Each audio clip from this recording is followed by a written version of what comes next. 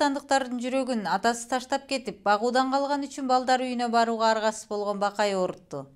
Ушул эле күнү президент Алмазбек Атамбаев өзүнүн мультимиллионер экенин айтып мактанды. Сиздер менен Канышай Мамыркулова, саламатсыздарбы?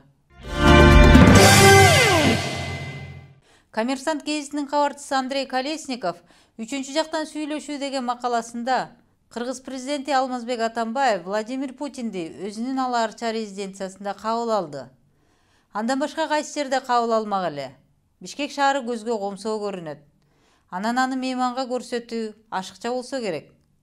Бирок бул шаар ири кредит сураганга туура келет экен. Дүйшөмбүгө караганда Ардак Карабол чыкыйып тозуп алды. Тим эле үйдөгүдөй. Президенттердин алдына салынган килемдин эскилиги даана көрүнүп турду. Бирок Алмазбек Атамбаев тескерисинче аябай гүлдөп алыптыр. Мекени Кыргызстанда ал аябай өзүн эркин сезип, эл аны аябай сүйөрүнө чексиз ишенет окшойт деп жазды. Андан ары президенттин Владимир Путин катышкан маалымат жыйынында мен мультимиллионер болгом деп мактанганын жазып чыккан. Албетте, президенттин мактанычын Кыргызстанды жетекчисине кошуп шылдыңга алган Коммерсант гезитинин кабарчысы гана эмес, карапайым калк түгөл укту. Президент кыргызстандыктар кандай ойдо калды деп капарына деле алган жок. Чындап келгенде, калк уюпчап жашап жатканына карабай, Кыргызстанда президент баш болуп, мен баймын деп мактангандан эч ким деле арданбай калды.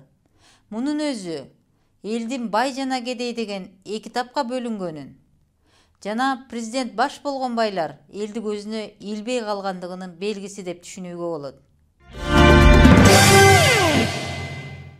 Президенттин мактанычы интернет колдонуучуларды дагы ренжитти. Айрымдар ити чөп жеген Ирандын мурдагы президенти менен салыштырышты. Ал президент кезинде эле жумушка үйүнөн коомдук автобус менен келип кетчү дешет. Аялы болсо азыр деле бир мектептин полун жууп иштейт экен. Өзү азыр университетте лекция окуп, дем алыш күндөрү айылына барып кой багып, жашаган көчөсүн шыпырат экен.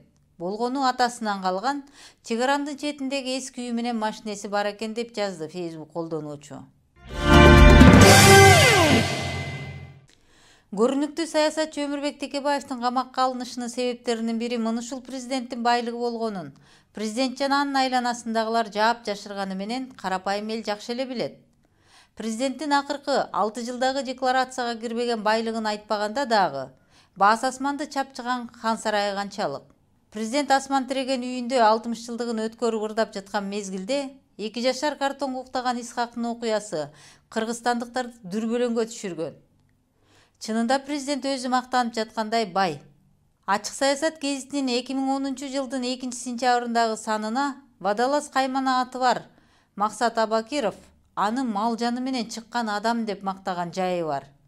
Кылмыш чөйрөнүн адамдары мактап жаткандан кийин карапайым калк президенттин мактанычын кадимкидей кабыл алышы мыйзам ченемдүү эле болуп калса керек. Того тери президент минтип ачык мактанып жаткандан кийин өлкөдөгү бир автобуска толбогон элдин эсебинен байыгандарга Кудай берди. Алардын аттарын атабасак дагы акчасын айынан 2 же 2 секирген же кыйын кырда алда калыстыгын айтканга жарабаган бай саясатчылар тууралуу кыргызстандыктар жакшы эле билет. Эң коркунучтуусу элдин 2 тапка бөлүнүүсү. Бай менен кедей деген ажырымдын президент тарабынан ого өтөр тастыкталышы. Путиндин алдында мактангандан сиз уялбасаңыз дагы, сизди уккан эл уялды. Алмазбек Шаршенович. Сиздер менен Канышай Мамыркулова болду. Көрүшкөнчө аман болуңуздар.